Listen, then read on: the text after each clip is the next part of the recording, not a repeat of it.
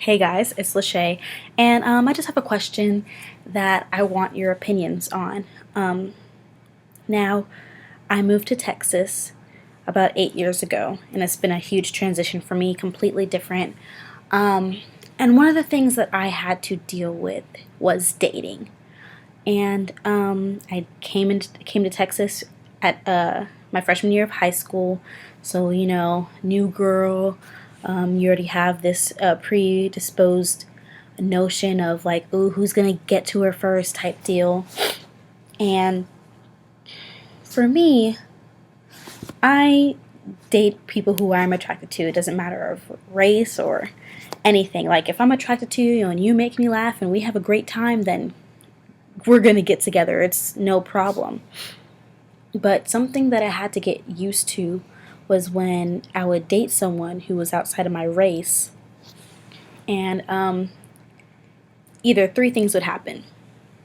One, we would date and it would be cool, but they would break up with me because their parents don't want them dating a black girl, their friends don't feel comfortable with it, or any other thing that has to do with racism. Two, I get sick of it because they're always comparing me to being this a great example of how a black person should be. Oh, you sound so proper, Lachey.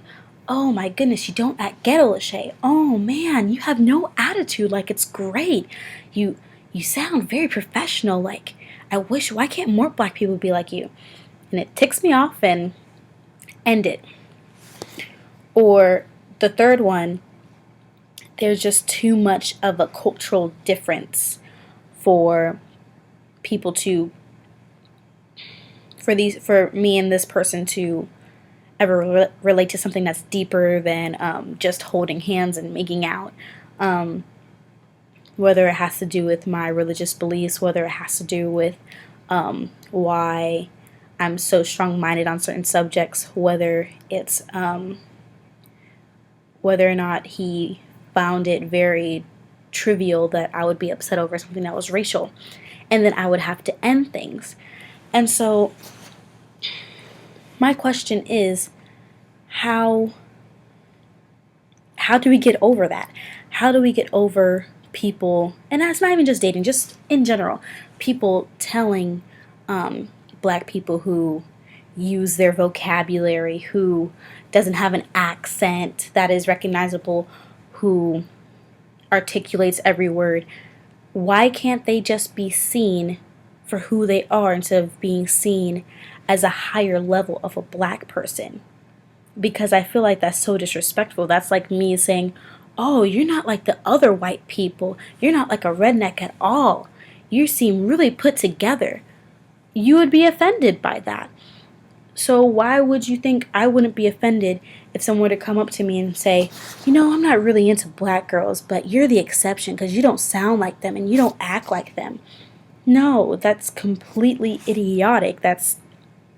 It boggles my mind that people still think this way.